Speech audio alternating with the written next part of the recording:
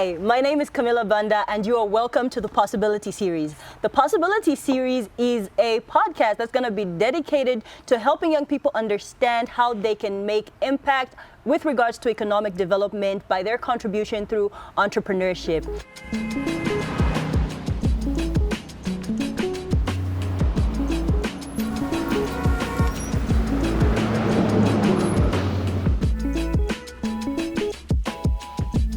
I am joined by a seasoned marketer, a father who wears many hats, and the CEO of Blink Marketing. Ladies and gentlemen, Mr. Bluseke Bluseke, aka Blue. So, hi Blue. Hi Camilla. How's it going? It's going. How are you? I'm absolutely fantastic. Congratulations, this is fantastic. Oh, thank you. Thank you so needed. much. Much needed. Much Yeah, needed. absolutely. Yeah. Like I really see the need for young people to understand how they can make impact because let's put aside the economics around copper and the economics around agriculture, which happen to be our nation's most abundant natural resources. Valuable assets. Valuable assets. However, I've always been of the view and of the belief that human beings are what we have. They're our greatest asset, and us being a country that is so youthful, the youth are the ones that have the keys to actually unlocking possibilities within our nation. And this is possible because the efforts of a human being can always be multiplied. Yeah. You know, copper can only be refined and be as much copper as it was in the very first instance. Maize is maize. It can only be as much maize as it was in the very first instance. However, the efforts of human being are what make us able to provide value and take things to the very next level. Yeah. So, hence the possibilities. Yeah, you know, I love it. And one of my favorite quotes, one of my favorite leaders of all time, Mr. Nelson Mandela, is, "It always seems impossible until it's done." Until it's done. And I feel like perhaps everybody that's achieved anything of greatness has been birthed out of, seeming impossibilities. Yeah, true. Yeah, True. because also... So that's the start already. Yeah, that's a start already. It is, I love it. So looking at you, Blue, now, who is only here because of possibilities, and I'll try not to wear this word out, I promise. But I can't promise also. I help you out, don't worry. Yeah. All right, so Blue, tell us about your childhood, just a snippet of your childhood. Like, what was that like? Childhood was very, I would say the one word was actually daring. I think, daring, competitive, funny enough. I think I was always striving to be the best at something. Video games, I'd be like, okay, it's a racing game, I want to beat people. Soccer, I was always that person who believed in getting the most out of yourself, but just more or less to create a competitive environment. I like challenges. I like daring myself to actually do things. Lived in a house where pretty much had like half brothers, half sisters, was a mixed type of thing. So I was never... Same here. I think that's almost like every Zambian story. It's like, oh, well, cousins, half brother, half sister. But it's good because I think even now, like having only one son, I can see how he struggles. He wants to play with people all the time, and you kind of like people coming to us all the time. But we had that, and we're kind of fortunate for it. Some people had bad experiences, but lucky enough, mine was good. So my family unit has always been big. Supportive parents as well. Of course, they're like, whenever you decide to do something, they'll come back and maybe push a little bit, but overall they have actually been very supportive. So we're very much like a close family unit where we're a lot of us, but we're still... No, that's amazing because close. Sometimes, when the numbers are large, communication, it's too many moving parts. See you at Christmas. Yeah, exactly. See you at Christmas. But it's amazing. I mean, I've been on this planet for more than 30 years now, and we're still planning for Christmas together. So it's a good thing. Yeah, no, I've realized that for our family, Christmas is the grounding date. Like that's the date everybody is together. So anybody who's my friend knows I'm not available. So do you guys buy like new clothes for Christmas? All the time. Yeah. All the time. I don't like it. It's only now that don't like Then you're all matching with your cousins, like, guys, be like, nah. Okay, at least we buy our own clothes. Yeah, now then, it's one of those things where it's just like, it's Christmas. It's Christmas. It has to be new. I guess. Yeah. I mean, okay, from the time growing up, could you tell me one thing that you felt might have been impossible the time you were a child and, that happens to be a reality now? trying to pinpoint it to like one thing that I say, okay, this was almost impossible. I would say, well, I think I had a huge transition in my life. Okay. Primary school, I wasn't the A student. Funny enough, I was the lazy student. I used to look forward to having that time when it was like now, like you know, this Christmas period, and you take like all these like confabs and the sweets and all that. I see. That was my time. Then I would shine. But everything else, I used to actually find very annoying. So I found school boring, and also I understand now because then, if you have a creative mind, you're not used to the 1 + 1 following. You're easily bored. Yeah, easily bored. Absolutely. I was bored. I can totally relate. I was bored until I heard that if you fail, you're gonna stay in grade 7. I was like, oh, what? So yeah, so then I was like, nobody said anything about repetition. I was like, pull it up. No, I can't go through this hell twice. Exactly. And then there was uni, and then uni was a complete shift. I think there is where I actually saw little bits of storytelling of different brands or different organizations, because then you have case studies and you're able to see the creativity, innovation that they've applied to business and learn and begin to also apply just in your own life. So I didn't think I would be a person who graduates from university. So I graduated from Monash, but I didn't think, I was like, okay, you know what, I'm just gonna quit after like grade 12 and then go into business and then see. My mom's like, no, you need to go into uni. I see. Yeah, so it was quite was that something hard to accept, going to uni? It was, but then I told myself I've got 4 years, and 3 to 4 years, and I'm done. So it was head down from there. Became a nerd. I feel like that's such an amazing nugget, Yeah. because you know, a lot of people who might be considering going to school and stuff like that, whether they're too young, too old, or whether it's a matter of finances, thinking it's too much money to try and make, and the like, you know, I feel like a good way to do. A good practice is to frame things, you know, and just shift the perspective, shift it towards the positivity. Yeah, I mean, if you tell yourself it's just 4 years, then it's going to feel like just 4 years. Yeah, exactly. That is a completely different conversation in your mind and in your heart than the conversation of which is like, oh, it's 4 years. Then you've been there 6 years. Then the thing is that every day will feel like a week. Exactly. Every day will feel like a week. So I feel like that's a really great nugget. Thanks for that. Yeah. All right. Okay, so tell us, what's it like now? Like, what do you do in your current work? Like, what amazing opportunities have happened to you that you're grateful for? So I think maybe for starters, I'm actually grateful that I worked in the corporate sector before I actually transitioned into the business sector. A lot of commitment, the right team as well, and getting those, you know, together was quite difficult, but it happened.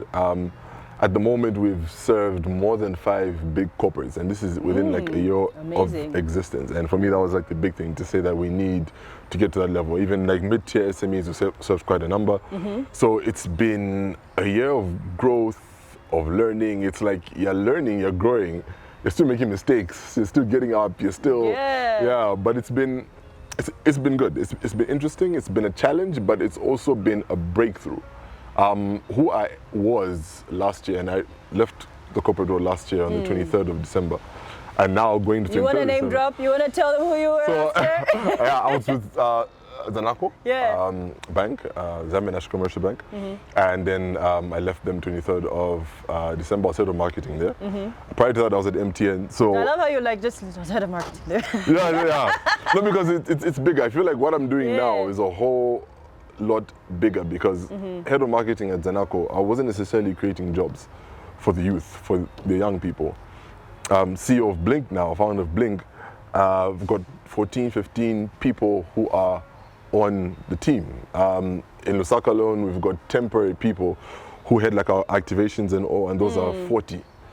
Core Belt, we've got again another team, those are 40. So together we're looking at 95 people who are actually earning. And for me, that's on Blink's payroll, and that's amazing. And you know, like that's a word to impact. And I also feel like that's a word to failure, because I feel like a lot of young people, they suffer under the weight, on the pressure of failure, because it's almost as though failure defines it. Like, yes, you know, in the social media age, unfortunately, not all your failures can be private, and you can't lick your wounds in private. Some people, 5 likes is a failure. Oh, that's sad. That's sad. It's like, oh, I got 5 likes. That's sad. Like, you know, like if that's you, my heart goes out to you. Hang in there, buddy. You know, I just feel like, you know, the culture that we have around failure and how people are going to hold state banquets on failure, and then when you pass, it's just like, good job. And you move along. I feel like it's not the healthiest thing, but then, you know, like, look what you said. You were once in a position in which you weren't creating jobs, and then now there are 95 people that are on Blink's payroll, and that's something that's amazing. And it's been made possible in 1 year. So really, hats off to you. Congratulations to you. And I feel like it's always great to have somebody whom you can see, you know, almost feel and touch, and just to let you know that, you know, this is within reach. It's possible, guys. And it's within reach. Yeah, very much. And there's 18 million of us, so it's not, and Blink has only touched 95. Exactly, that's all. You see? So now imagine if all of us could jump on board and touch 95, then Zambia will be a country that's going to shake the world. Absolutely. And I definitely believe in us, because I feel like hustle culture is more like Nigeria's claim. You know, like we're actually Nigeria's claim, but I feel like, it's true. Look, guys, if anybody has the resources, it's us. No, it's us. Like I was telling a friend, like, if you can make it in Zambia, then you can make it everywhere. Like, Nigeria, yes, has got its population. It is the hustle environment. It's hard. Even Ghana has got its own elements of being a hustler. Okay, so could you tell us when was the first time that you ever got an idea, or like the realization that you could make impact? I think impact on its own, it was probably before, I think maybe in high school. I think I was telling my late brother, actually, like, oh, I want to do this, I want to do that. And I remember the moment, and was standing outside like some veranda, and I was just saying, you know, I actually want more than settling for what actually is out there. I want to be unique. I want to do something a bit different, you know, I want to create something as opposed to always being part of the system. And that was like a long time. Maybe I don't know, maybe 14, I guess, But I think that's when it hit me, like, okay, you need to change the way you think and the way you actually do things. That was the beginning of it. But the impact wasn't necessarily in terms of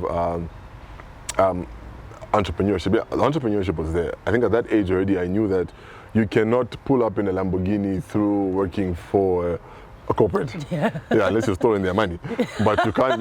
You just can't pull up in a Lamborghini and do it. And what also a lot of us Zambians forget is that it's okay to aspire to be wealthy.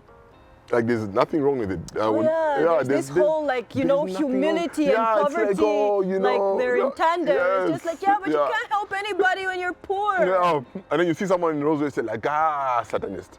Like, God. That's because, you know, like, there's this, like, somewhere, somehow we misinterpreted the Bible. Exactly. Because if you look at the people God used greatly, even the man used to bury Jesus himself, he was a wealthy man. There's nothing wrong with wealth, because for me, even the whole issue comes in terms of, if you are wealthy, then you actually help a whole lot more people. And that also then contributes to society on its own, creates more possibilities, it creates more opportunities for people as well. And people also start to believe that if he can do it, then I also can do it. So we need a whole lot more of dreamers, thinkers, innovators, entrepreneurs, people who are just daring and also just challenging the status quo to say, I actually want to do and become better. We need to stop following the standard to say when you're bored and you do this, that, this, and then this, then you graduate, and then you get married, and then you do this, and then you die. It's like, okay, but when that happens, have you actually fulfilled your dreams? And I think that's one big thing that is missing, and I think that's one thing that needs to be voiced out a whole lot more for the youth, actually. Absolutely, most definitely. And I love how your point speaks to, you know, when good people are the wealthy ones, then they can perpetuate good. And however, when you see the evil prosper, they're going to use their resources to do more evil. It only creates a much worse, a much worse circumstance. And so, good people need to rise up. Good people need to rise up. Otherwise, we'll be at the mercies of those with the resources. Exactly. Exactly. Okay. So, could you describe to us, like, your journey to discovering your passion, and did that at any point once, like, sort of have a, counter effect with your discovery of the practicality of your dream? Was there ever a point, because I know my passions, there's no money in them, Shame. No, but that's actually the funny thing. So I met this amazing man, a guy who he does marketing strategy for, like, big organizations, especially banks. He's more focused towards banks. And he was saying that whatever your passion or drive is, you need to learn how to productize it and actually make money out of it. I think it's, what's her name? Is it Kylie Jenner? One of the Kim Kardashian sisters. The most wealthy of them all. Who's worth like more than $1 billion. It was through lip gloss, lipstick, whatever it was. But that was a liking that she had, and maybe an investor came and said, okay, look, you're a good brand, let's invest in you, let's make money. But whoever the investor was, if there was any investor or whatever manager, got a cut off the deal. But still, she was smart enough to think, this actually fits into my brand, this fits into my personality. I like it, so let me actually make money off it. So I think people also have that disconnect between what are your passions, what's your passion, versus you yourself as a brand. If there's a misalignment, then you won't make money, because you are the one who's said you are the key ambassador to your brand. It speaks to congruence, yeah? Exactly. Because I feel like God has put this in every human being. I don't know why people take it for granted, where you can sense when somebody is being insincere, you know? And even if it's through a camera, you can just be like something about what this person is doing. Like, they don't believe it, so why do they want me to believe it? You know, you are the biggest ambassador. I mean, case Oprah. Dangote, Steve Jobs. Is that how you pronounce it, Dangote? Dangote, yeah, apparently. Well, yeah, something like that. Okay. Or they know. But yeah, so everyone, there is an icon that's always behind the brand. If the brand is big enough, best believe that people know who the icon actually is. Tim Cook, people now know him because, okay, he's attached to this, and he's also made tremendous steps into what Apple has actually become. So people forget that, okay, you just don't put something out there and then leave it. You yourself are the biggest ambassador of your brand. You need to live, breathe, eat your brand in order to actually sell it out. You need to believe in it. You can't be selling something that you don't believe in yourself. Absolutely. But to answer your question, in regards to realizing, okay, this is what it is, more or less my passion, what I want to do, I think happened when I left high school. Just about to go into university, and I was in uni, and I was like, oh, I want to study marketing. I want to do marketing. And then I called my mom. I was like, oh, I want to do marketing. And she was like, marketing? Why? I was like, because I've got a passion for it. And that didn't go so well. She's like, do something like accounts, do something like economics, but if marketing is truly your passion, you'll find it. So I said, okay, fine. For now, she's paying the bills here, so let me listen. So I did marketing, and I did accounts and economics. So I did a double major. You're a stronger man than me, bro. It was an interesting 4 years. But there was room. Like in the beginning, I did like a few electives of marketing, and I remember out of all the units that I did, the brand and story of McDonald's stuck to me like throughout, like the most. A little bit of law as well in terms of electives, but the economic stuff and accounts, it did work in the sense that now I apply it to how this is the marketer, but I'm also a marketer who understands the accounting part of it, understand the numbers. Knowing the numbers, I also understand the economy. So if I'm in a meeting, in a pitch with a client, and we're talking about why a campaign relates to the Zambians in this particular way, I can speak into inflation levels and why the inflation levels at this particular point. I can speak to the micro and macroeconomic factors that contribute and say, then this is how we're covering it through this brand, and we're coming in as the savior. So, okay, so you can speak to the left brainers and the right brainers. Exactly. Look at God coming through. Look at God coming through. I say you're stronger than me because I'm 2 times an economics dropout. Oh, it is? Yeah, so it's just like, you know what? Communications from here on out. Statistics has failed me. Stats was a monster. Yeah, stats. No, I remember once I was an hour early for stats. For a stats class, just so that I could cry in peace. I just went there, just like, you know what? let me just let it out and then push. Let it out and then push.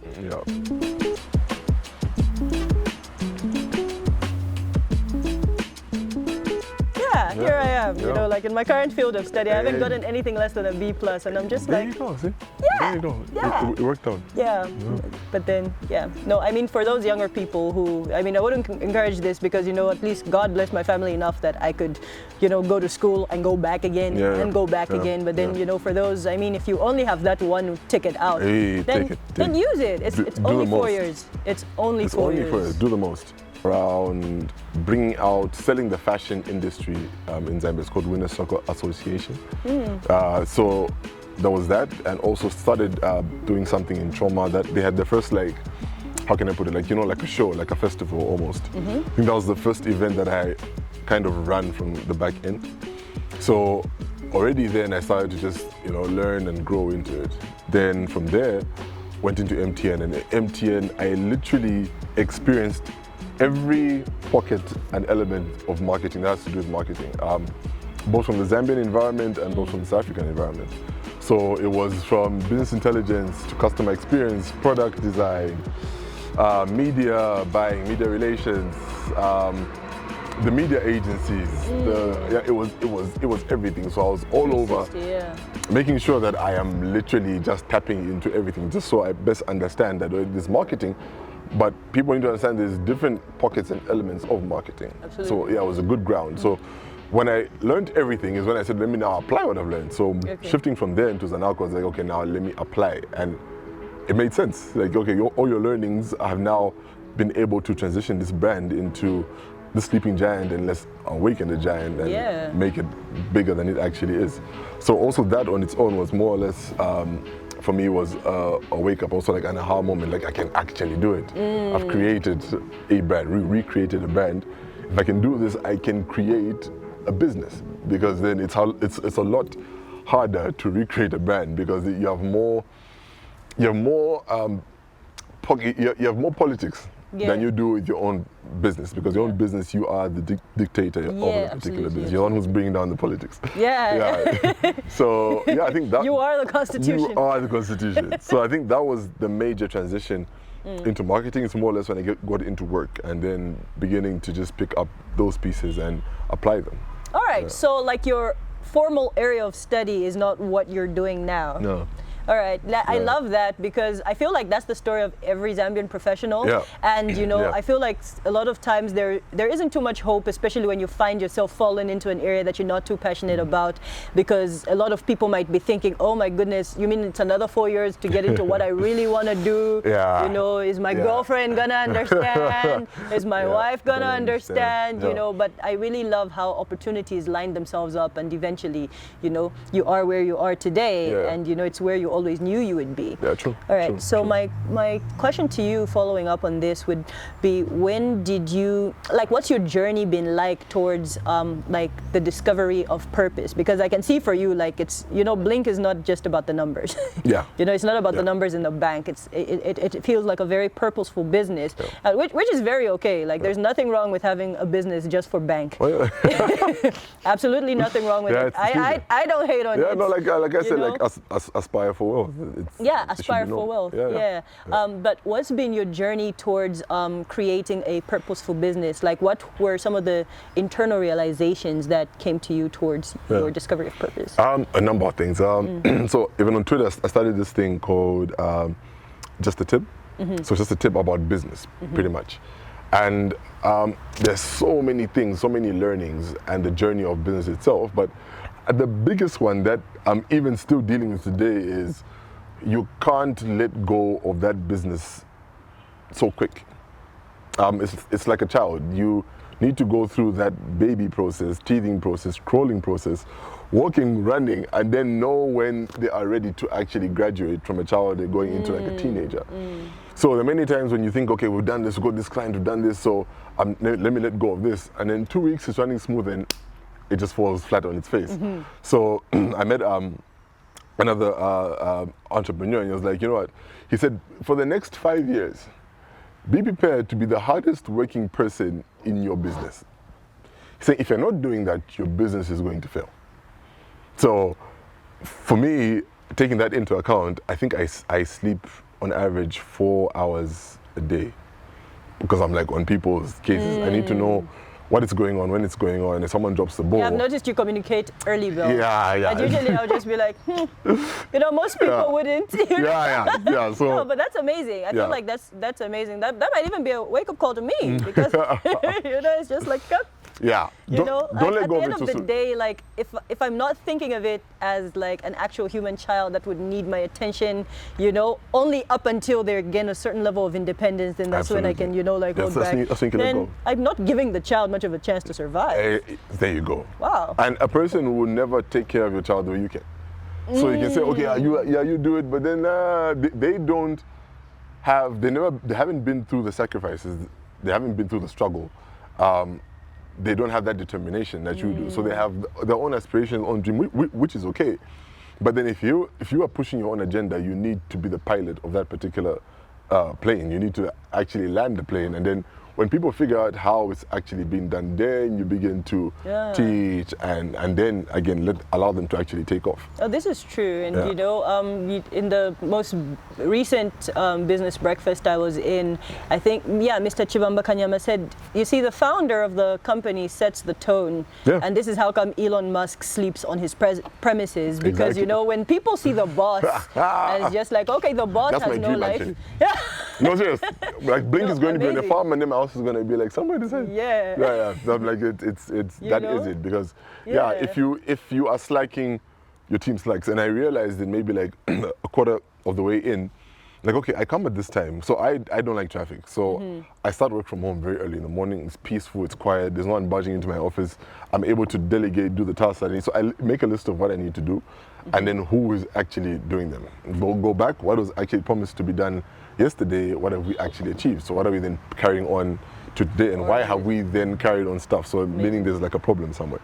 So having that morning of peace actually just helps you just gather. If you're a person who goes into the office and you can't work from home because home has no peace, then you're going to the office and tell people like I need like an hour or 2 hours, just give me my time to just put my gather myself, and then I'll come out and I'll call you. But for now, give me my space. So that time is actually needed. Then get to the office. But I realized that, okay, in the beginning, people think that, maybe because it's not here, it's not working. So I was like, okay. So they had that relaxed attitude. That's true. And then I was like, okay, then I shifted and said, okay, then in the morning, then I'll be assigning you tasks. So this is what you need. When you will see me working. Exactly.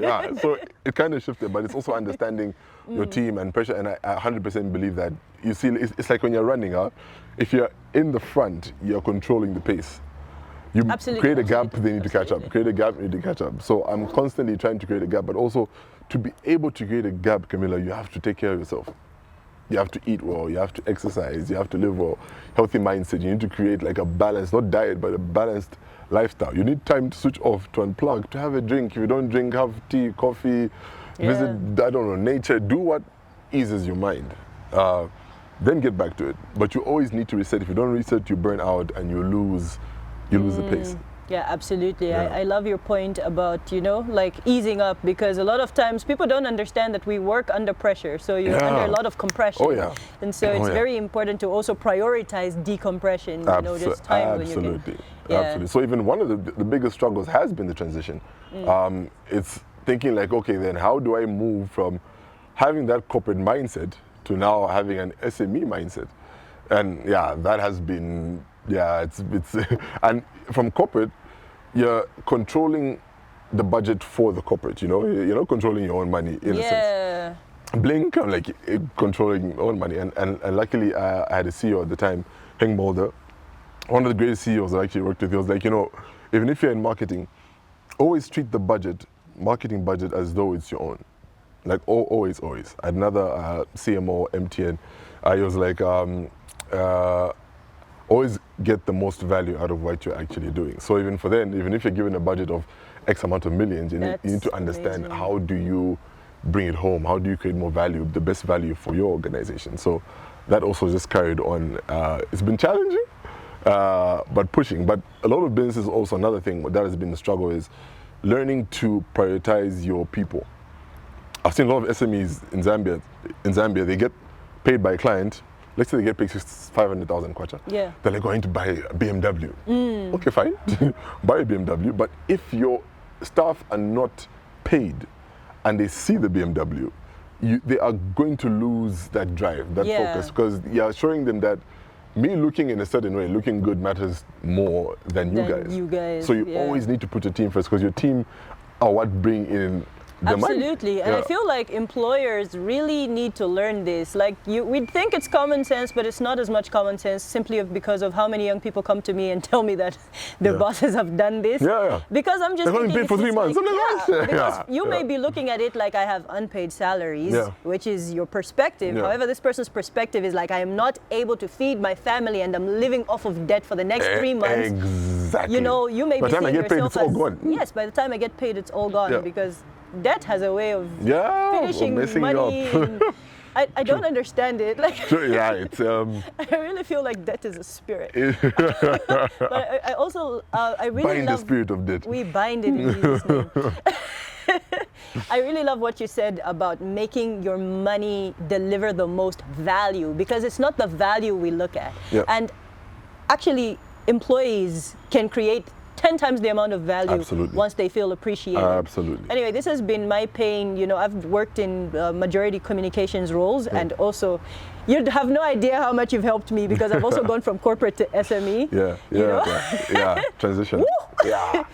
Especially that's you know where you'd found so many bases laid for you already, and you just had to build on top of them, and now you're building your own. Like really such a huge mindset, and I feel like one of my biggest headaches was always telling corporates how they need to value people, because once people feel valued, they're actually far more productive. They do way more. They're more committed. Yeah, absolutely. The mindset that young people or just people in general are lazy, they don't want to work, I really feel like that's erroneous, because if you set that expectation, like I do not expect you to rise up to a challenge, I do not expect you to be productive, I do not expect you to do anything above this level, then people will deliver just that. However, when you say, look, this is far beneath you, you're better than this, and I expect to see that coming through simply because I believe in you. And obviously, we shouldn't also, I realize that a lot of people have this mindset of wanting to hold on to employees. But then at the end of the day, true. I also read a book that spoke about how motivation is intrinsic in nature. When you do something for the sake of it, it means far more than doing something for a reward.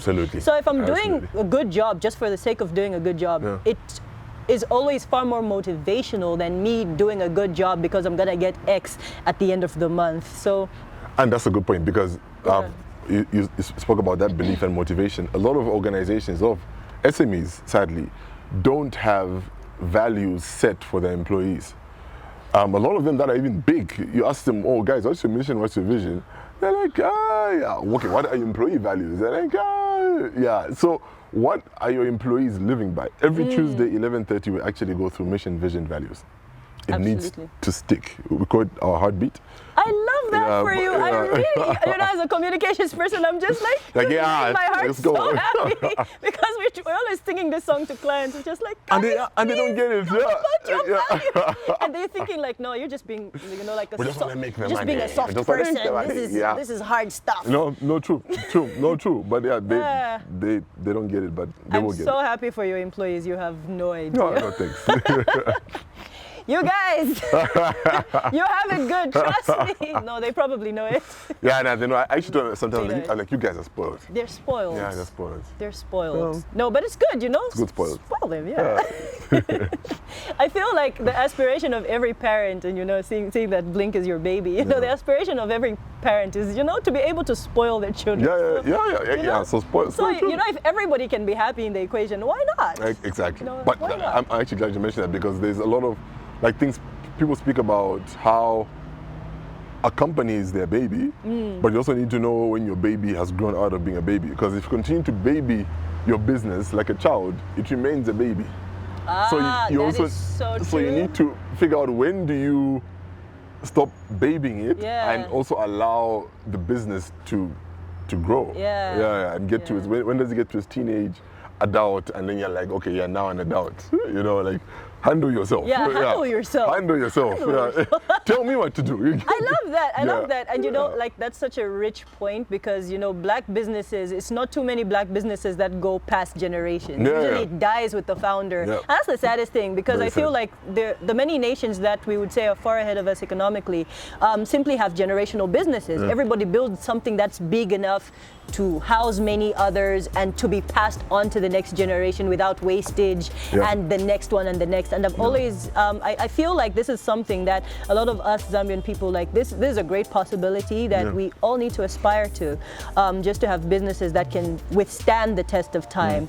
And, you know, I feel like perhaps we need to start also perhaps sitting under, you know, so many of these people who have built intergenerational businesses, just so that, you know, I mean, it's not, you know, we're not the only case. I mean, businesses die after one generation everywhere around the globe. It happens. Just way more common here. It happens. Way more common and comfortable. I mean, even just like a company like BlackBerry, despite what they've been through, they haven't died. They're still there. Not making phones, but they're specialized in other things, digital design, coding. They are somewhere, but they've managed to just keep on. And also transition. I feel like that's also like a good word to, it's okay to pivot, it's okay to change what you were doing, it's okay to not look the way you looked like before, you know, evolution is key to survival. It is key, it's survival key. It's key. Of the fittest out here. Survival of the fittest. No, true. I get it.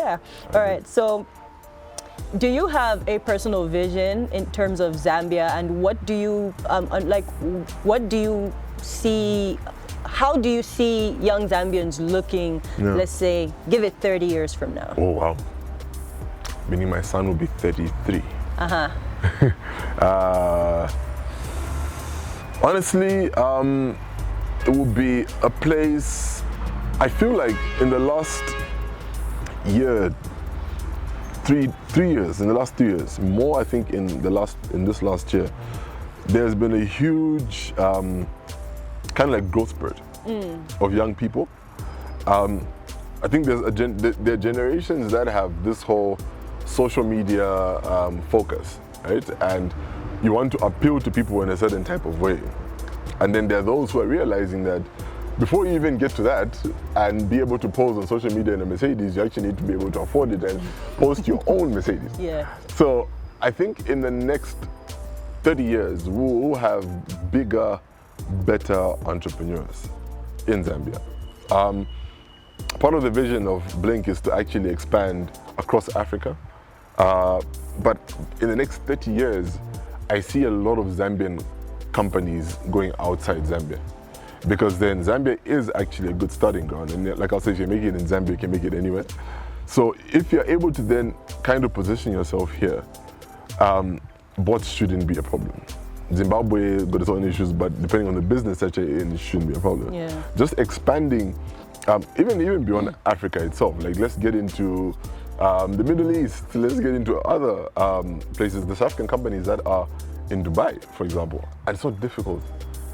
But for us, when you're in Dubai, I love how you say it's not difficult. It's not difficult. Like it's not impossible. It's not impossible. It may be difficult. It may be difficult, but it's not impossible. It's not impossible. No, I actually like that you said it's easy. Like, no, let's keep it there. You know, because when you think it's easy, then therefore becomes easy.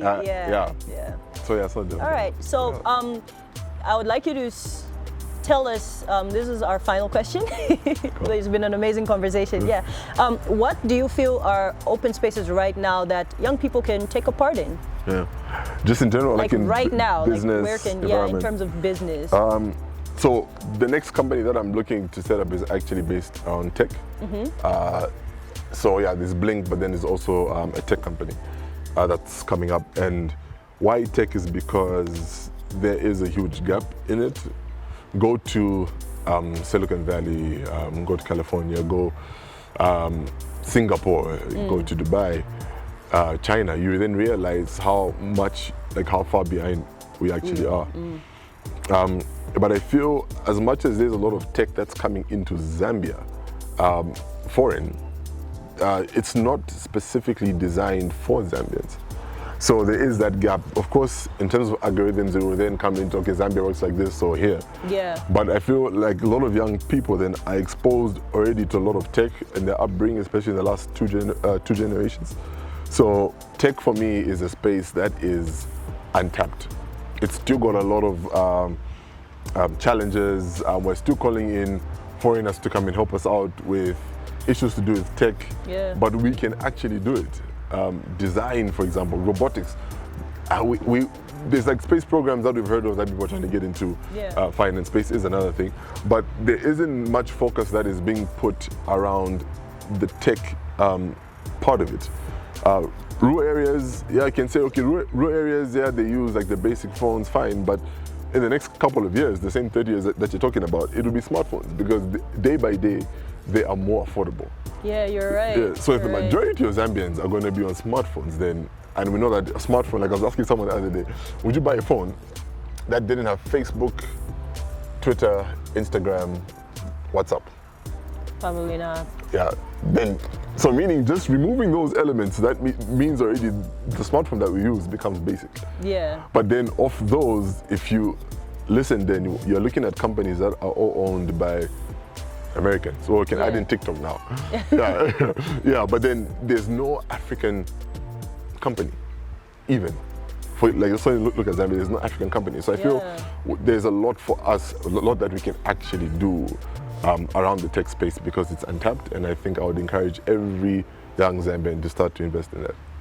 All right, thank you so much, Bling. Thank you so much for coming through. This has been the Possibility Series. We're gonna see you on our very next episode, so stay tuned. Details for the next episode are gonna be coming right below, right here. All right, ciao for now. Cheers.